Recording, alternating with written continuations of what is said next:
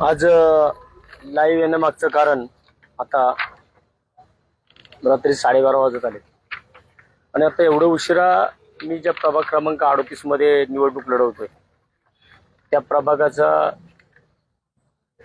निकाल आत्ता झाला, आत्ता पार पडला. परंतु या सगळ्या गोष्टी करत असताना मला एक बाब जी एक कायदेशीर दृष्ट्या अडचणीची वाटली. तर मी माझ्या कार्यकर्त्यांना आता सांगितले की आपल्या कुठल्याही परिस्थितीमध्ये शांततेच्या मार्गाने जे काय झालंय ते आम्ही निकाल तर स्वीकारलाय, ठीक आहे. परंतु हा निकाल स्वीकारत असताना ज्या काही गोष्टी माझ्या नजरेस आतमध्ये पडल्या, कारण मी सकाळपासून इकडे आहे, संपूर्ण निकाल प्रत्येक फेरी ज्या 10 फेऱ्या झाल्या त्या 10 फेऱ्या मी स्वतः आतमध्ये बसून आहे आणि या 10च्या 10 फेऱ्यांमध्ये अगदी शेवटच्या फेरीपर्यंत ज्या ज्या ठिकाणी कुठं कुठं काय काय प्रॉब्लेम होते त्या ठिकाणी पोरं मला बोलत होती, मी स्वतः तिकडे जात होतो. तर हे सगळं करत असताना मी एक कागद काल रात्री, म्हणजे मला वाटतं सगळ्याच संपूर्ण प्रेसनेच तो कागद काल जाहीर केला होता. तो म्हणजे हा कागद येतो, हा प्रभाग क्रमांक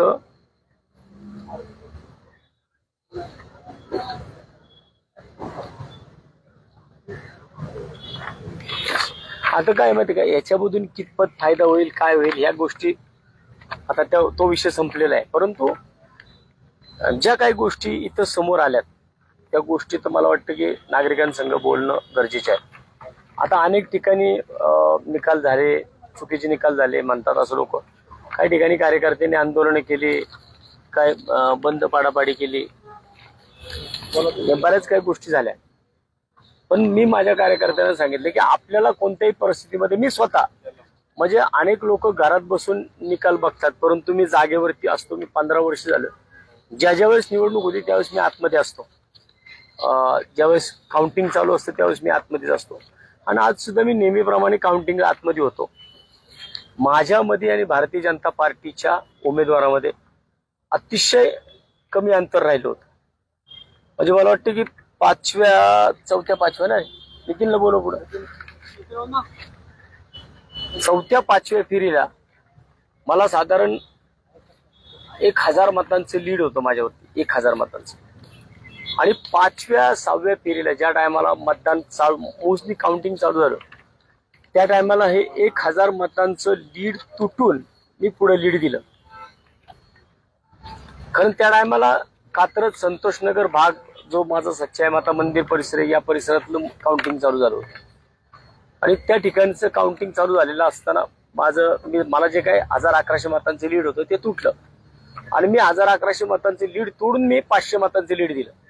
जवळजवळ 584च्या आसपास मी लीड दिलं होतं. आणि त्याच्यानंतर जो काही पुढे प्रॉब्लेम झाला 8व्या फेरीला माझ्याकडे फक्त ज्यावेळेस 7वी फेरी संपली त्या टायमाला माझ्यावरती फक्त 94 मतांचे लीड होतं, फक्त 94 मतांचं 7व्या फेरी अखेर. आणि 7व्या फेरी अखेर अचानकपणे 1 नंबरच्या मशीन पाशी संपूर्ण मशीन बंद पडलं.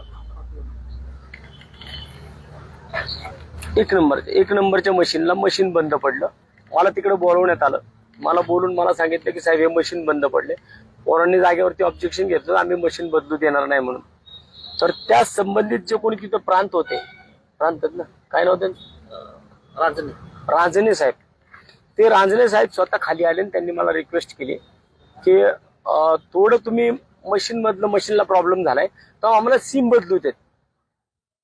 तर आता या टेक्निकली विषयामध्ये मला जायचं नव्हतं म्हणून मी त्या ठिकाणी त्यांना म्हणलं ठीक आहे करा. त्याच्यामध्ये सुद्धा पोरांनी विषय केला की सिम जर दुसऱ्या मशीनमध्ये टाकलं होतं नंबर तोच आला असता, पण नंबर तो येत नव्हता, नंबर हा वेगळा आला होता.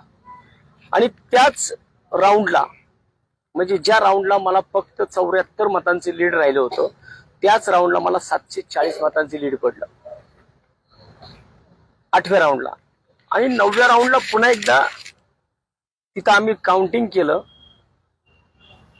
त्याच्यामध्ये मला परत ते वाढून 1057 झालं टोटल लीड. आणि मग शेवटी परत माझं लीड बसलं आणि 1011 वरती ते लीड आलं. शेवटचा जो राऊंड झाला त्याच्यामध्ये मला मताधिक्य मिळालं आणि 1011 मतांचं शेवटी लीड राहिलं. परंतु हे सगळं करत असताना माझा मॅडमच्या विषयावरती बारकाईने लक्ष होतं आणि मी कालच्याला जो हा पेपर होता ना, हा पेपर माझ्या एकदम नजरेत होता, कारण बऱ्याच जणांनी मला हे फायनल अकाउंट टाकली होती, फायनल अमाऊंट टाकली, त्याची म्हणजे किती झाली, ही जी काय फायनल आहे ही फायनल होती ना 79,826 असं हे मी कालच्याला पाहिलं होतं. मला हे स्वतः सहाय्यक आयुक्त मान्य बनगे मॅडम यांनी पाठवलेले हे पत्र आहे आणि हेच पत्र संपूर्ण पुणे शहरामध्ये प्रेस नोट म्हणून दिले गेले. आणि हे आता त्या मॅडम म्हणत होत्या की हे बदली होतं. असं कसं बदली होतं, कारण हे पत्र ऍड्रेस केले त्यांनी शहर निवडणूक अधिकारी तथा महापालिका आयुक्त पुणे महानगरपालिका, हे त्यांनी लीड केलेले, त्यांना दिलेले. महापालिका आयुक्त हे मुख्य निवडणूक अधिकारी होते.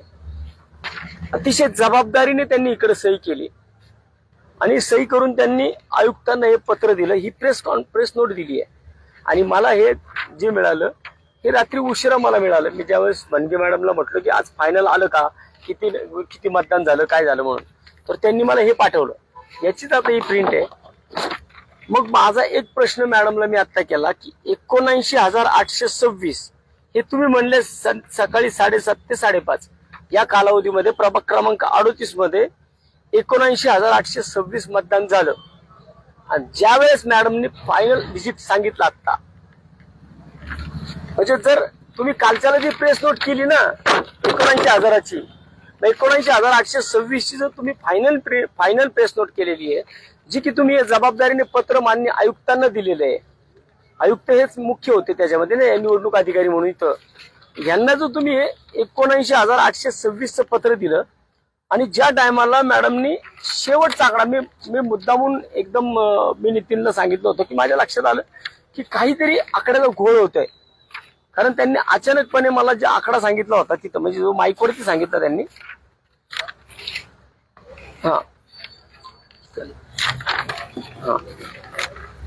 माझ्या अचानक लक्षात आलं की अरे मॅडमनी काहीतरी चुकीचा आकडा घेतला आता. कारण त्यांच्या प्रेस नोट मध्ये त्यांनी जे लिहिलं होतं 79,826 ही त्यांची प्रेस नोट होती, जी मी काल वारंवार पाहिली होती. त्यामुळे माझ्या डोक्यामधील आकडा होता की 79,000 समथिंग काहीतरी आहे. थोडं थांब रे, 79,826 असा काहीतरी आकडा आहे, एवढं मी काल मला वाचलं होतं अनेकदा. आणि अचानकपणे मॅडमने सांगितलं की फायनल आकडा 78,719 झाला. मी ते नितीनला लिहून गेले, आता काहीतरी यांनी वेगळं काहीतरी बोलले, आकडा जो सांगितला ना तो त्यांनी चुकीचं सांगितलं काहीतरी. जर कालच्याला प्रेस नोट 79,826 झाली तर मग आज फायनल आकडा त्याच्यामध्ये सुद्धा 78,719 कसं काय येतो? 1,035 मतं ही याच्यामध्ये वाढलेली दिसतात. तर मी 1,011 मतांनी पराभूत झालोय. जर मतदान कमी कसं झालं? तुम्ही जी प्रेस नोट दिलीये ती 79,826 ची दिली आहे कालच्याला. समजा आम्ही असं समजू शकतो की संध्याकाळी 5:30 नंतरनं मतदान वाढलं. आता तो नंतरचा टेक्निकली विषय आहे की 16% कसं काय वाढलं, काय वाढलं, कारण शेवटच्या 2 तासामध्ये मतदान एकदम 16% वाढलंय. एकदम 16% जर मतदान वाढलं तर तो नंतर टेक्निकली वाद आहे, काय केलं काय नाही केलं मला त्याच्यात जायचं नाही. परंतु जर तुम्ही 79,826 हा आकडा काल फायनल कमिशनरांनी दिलाय, आयुक्तांना पत्र दिलंय, मग तो आता तुम्ही बोलताना 78,719 कसं काय होतो? आणि तो त्यांनी लिखित स्वरूपात दिलाय मला. आणि त्याच्यामध्ये एक विषय अजून एक होतो, याच प्रभागामध्ये 36 खालचा कागद. आता याच प्रभागामध्ये जिथं आमचा निकाल होता त्या ठिकाणी 3 प्रभागांचे निकाल होते. तर 3 प्रभागांच्या निकालामध्ये प्रभाग क्रमांक 36 फायनल सांगा मला त्यातला आकडा.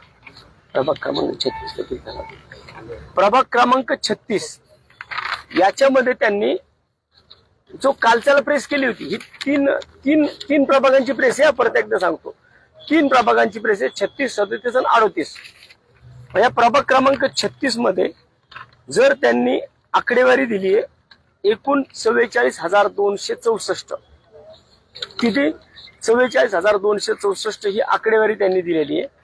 आणि या ठिकाणी याच प्रभाग क्रमांक 36 मध्ये 44,344. प्रेसला तुम्ही देता 44,264 आणि इथं वाढवून आकडा येतो 44,344. बरं तो काय 150 मतांचा फरक आहे. पण त्याच्यानंतर प्रभाग क्रमांक 37, प्रभाग क्रमांक 37 मध्ये 37,427, 37,427 हा आकडा त्यांनी फायनल दिलाय प्रेस नोटला. आणि या ठिकाणी 37,508 हा आकडा आलाय त्यांचा आता. म्हणजे हा 100-150चा फरक आहे 37, 36 आणि 37 मध्ये. पण माझ्या प्रभागामध्ये हा 1,035 मतांचा फरक कसा काय झाला, कमी झाला. म्हणजे इथं मतदान वाढलंय, या दोन ठिकाणी मतदान वाढलंय 150-200 पण माझ्या इथं मतदान 1,035 मतांनी कमी झालंय. की आम्हाला गणितच कळालं नाही की मतदान कमी कसं काय होतं.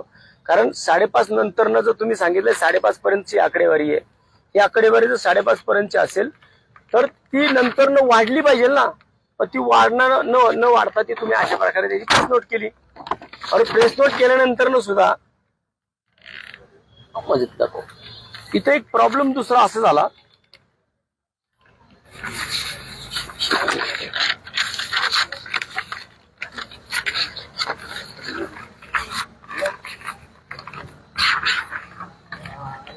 खालचे हा आता याच्यामध्ये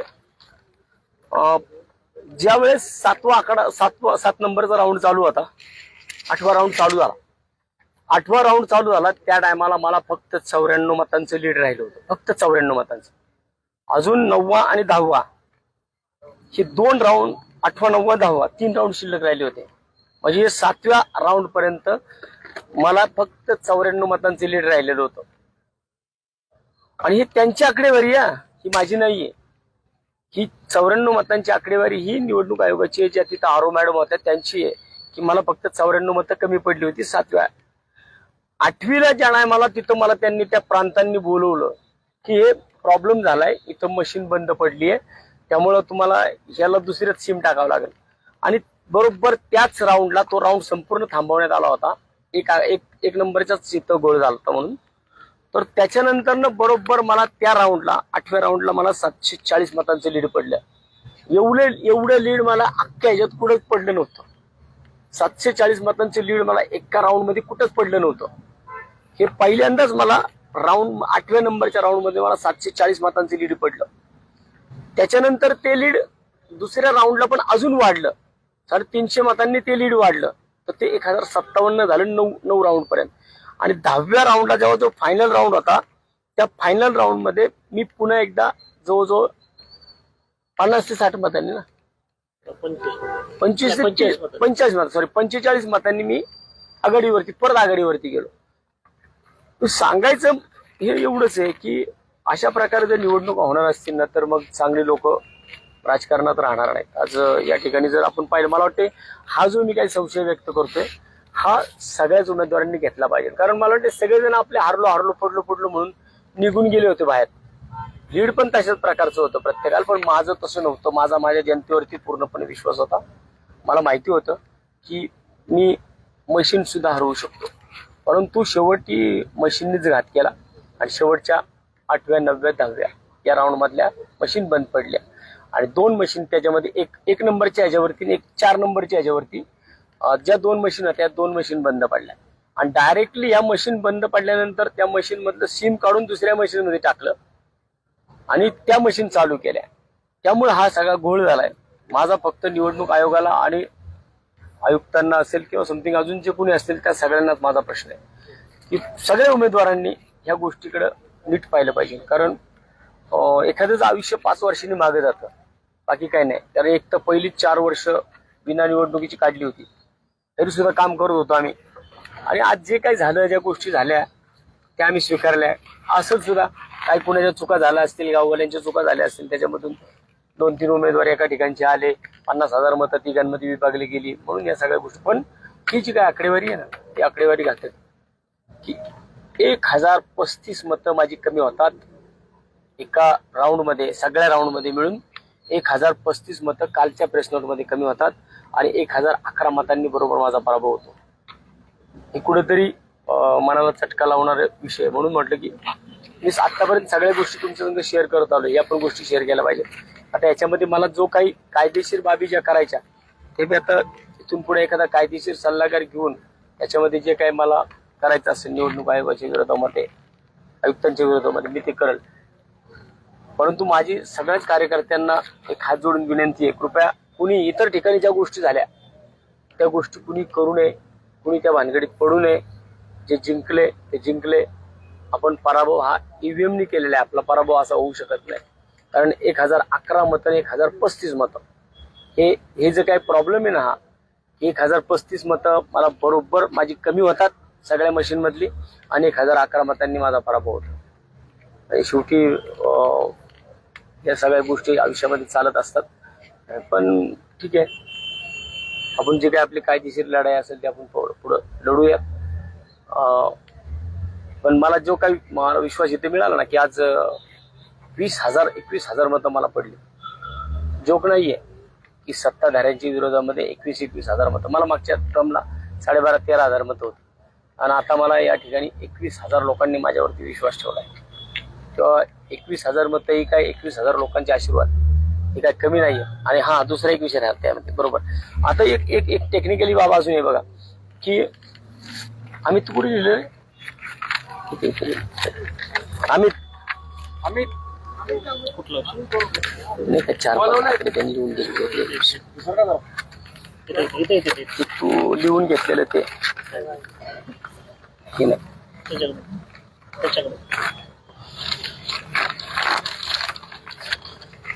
किती जाहीर केलं होतं ते 77,719 कुठलं मध्ये केलं होतं. आणि नाही रे बाबा ते नाही शेवटी 75,000 ते कुठे लिहिले ते त्याच्यात आहे का ह्याच्यात आहे का?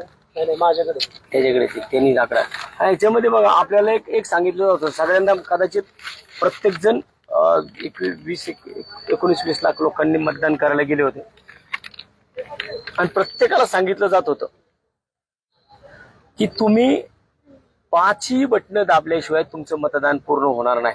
बरोबर. जर तुम्ही असं म्हटलं होतं ना, प्रत्येक निवडणूक अधिकारी आपल्या मतदान करायला गेलेल्या माणसाला सांगायचा की तुम्ही 5 बटन दाबल्याशिवाय तुमचं मतदान पूर्ण होणार नाही. मग तुम्ही जर 5 बटन दाबल्यानंतर मतदान पूर्ण होणार नाही, मॅडमने आत्ताचा आकडा किती सांगितला होता? 78,719. हा पहिल्यांदा सांगितलं 19,826 आणि नंतर सांगितलं 78,719 म्हणजे 1,035 मतं तिकडे कमी केली. म्हणजे जर तुम्ही म्हणत होता ना की 5 बटन दाबल्याशिवाय तुमचं मतदान काउंट केलं जाणार नाही, याचा अर्थ सगळीकडेच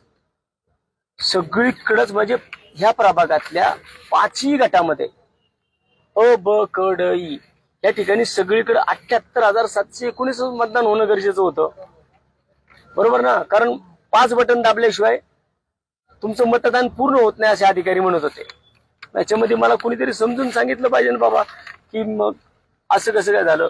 ब मध्ये जर इथं 78,719 मतदान झालं 719 मतदान झालं होतं तर ब मध्ये सुद्धा ती आकडेवारी तेवढीच यायला पाहिजे होती 78,719 तर ब मध्ये आली 75,229, क मध्ये आली 75,229, ड मध्ये आली 75,229 आणि बरोबर ई मध्ये ती 78,719 कशी काय आली.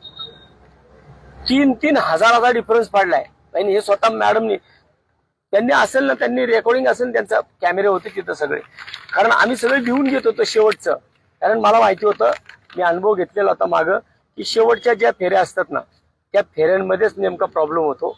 कारण मी अगदी सुरुवातीपासून मी लीड मध्ये होतो. मग 8व्या 9व्या 10व्या इथं ज्यावेळेस वाटलं की आता काहीतरी पुढे होऊ शकतं, मग त्याच्यानंतर मशीन बंद पडल्या. परंतु मागच्या बाजूला ही लोक गेलीच नाहीत. एवढं खोलात कोण जात नाही. मी गेलो. 75,229, 75,229, 75,229 बी सी डी या तिन्हींना एवढंच मतदान होतं. आणि फक्त ई मध्ये 78,719 कसं काय होतं का? आमची बटणे जास्त दाबत होते का? 2-2 वेळा दाबली का? या मतदारसंघामध्ये या प्रभाग क्रमांक 38 मध्ये 6,000 दुबार मतदान आहे. 12,000 दुबार मतदान होतं. 12,000. मग तुम्ही काय केलं होतं त्याच्यामध्ये की तुम्ही प्रत्येकाकडनं एक हे लिहून घेत होता प्रतिज्ञापत्र, हमीपत्र. एक जो दुबार माणूस यायचा त्याच्याकडनं हमीपत्र आम्ही ते मागितलं, आम्हाला ते पण दाखवलं नाही तुम्ही. किती लोकांचं दुबार मतदान झालंय? जर 12,000 लोकांचं दुबार मतदान होतं याचा अर्थ 6,000 लोक एक्स्ट्रा ह्याच्यामध्ये लागलेली होती. मग त्या माणसांचं जे तुम्ही हमीपत्र घेतलं होतं त्या हमीपत्र म्हणजे 6,000 लोकांचं हमीपत्र घ्यायला पाहिजे. आणि अगदी बालिशपणाचं उत्तर मॅडमने त्या ठिकाणी, ज्या आरो मॅडम होत्या त्यांचा अभ्यास किती मला माहित नाही, कारण बाजूला जे काही प्रांत बसलेले होते रांजणे साहेब, हे रांजणे साहेब तहसीलला सगळं प्राउंटिंग करत होते, हेच सगळं सांगत होते मॅडमला. आणि एकंदर त्या गोष्टी सगळ्या आम्ही आमच्या नजरेत टिपत होतो. त्यामुळं मॅडमनी आम्हाला सांगितलं की आम्ही फोन करून माहिती घेतली, म्हणजे याचा अर्थ तुम्ही चुकीचं दिलं होतं ना कमिशनरांना. आणि हे जे दिले ना मला, हे स्वतः सहाय्यक उपायुक्तांनी दिलेले आहेत, मनगे मॅडम यांनी दिलेले आहे. अशा पद्धतीने जर निवडणुका होणार असतील, एखाद्याच्या 5-5 वर्ष आयुष्याचं असं मागे जाणार असेल तर न बोललेलंच बरं ह्या विषयावरती. परंतु मी कायदेशीर जी लढाई आहे याच्यामध्ये मी अगदी एखाद्या चांगल्या कायदेशीर वकिलांना या बाबतीमध्ये बोलून मी याचा माझा जो लढा आहे तो चालू ठेवेल. निर्णय काय होईल तो माहित नाही, परंतु हे मात्र नक्की आहे की इथं काहीतरी झालंय. मी ईव्हीएमचा घोटाळा म्हणणार नाही, परंतु जो प्रॉब्लेम झाला, कमी मतदान कसं झालं, जे रात्री 1 दाखवलं, 1035 मतं तुम्ही कमी दाखवताय आणि 1011 मतांनी माझा पराभव होतो. हा कसं काय, हे गणित मला कळलं नाही. शिवाय माझ्या जर ई मध्ये 78,719 मोजले जातात, तर बी मध्ये, सी मध्ये, डी मध्ये तिथं सुद्धा तेवढंच मोजलं जायला पाहिजे होतं, कारण तुम्हीच कंपल्शन केलं होतं 5 मतदान केल्याशिवाय मतदान पूर्ण होणार नाही. मग सगळीकडे एकच आकडा का नाही आला? एवढंच या ठिकाणी आज सांगतो. खूप उशीर झालाय. तुम्ही सर्वांनी जो काही मला सहकार्य केलं, माझ्या पाठीशी राहिलात, मला या मतदारसंघामधील सुद्धा लोकांनी खूप मोठ्या प्रमाणात सहकार्य केलं, त्याबद्दल सगळ्यांचं मनापासून आभार व्यक्त करतो. आणि सगळ्यांना मी एक विनंती करतो, कोणीही मनाला वाईट वाटून घेऊ नका, मनाला लावून घेऊ नका. जे झाले ते आता स्वीकारायचं. पुढची जी लढाई आहे ती आपण लढूयात, बाकी काळजी करू नका. वसंत मोरेला कुठले नगरसेवक पद असण्याची गरज नाहीये. वसंत मोरे हा 4 वर्ष नगरसेवक पद नव्हतं तरी सुद्धा तुमच्यासाठी उभा होता. भविष्यात सुद्धा काही असू द्या, कुणी असू द्या, कुणाची माय व्यायलेली नाहीये की तो आपल्यापर्यंत येईल. जर आलंच काय तसं तर आपण त्याला त्या पद्धतीने तोंड देऊ. आत्ता म्हणून मी कुणालाही सांगितलं, कुणी काही करायचं, जे शहरामध्ये झाले ते आपल्याला नकोय. आपल्याला त्या भानगडीत पडायचं नाही. आपल्याला कायदेशीर ज्या गोष्टी करता येतील त्या 100% आपण कायदेशीर गोष्टी करू. एवढे त्या ठिकाणी सांगतो, थांबतो. धन्यवाद. मराठी बातम्यांसाठी जनमत लाईव्हला लाईक करा, सबस्क्राईब करा आणि बेल आयकॉनला दाबायला विसरू नका.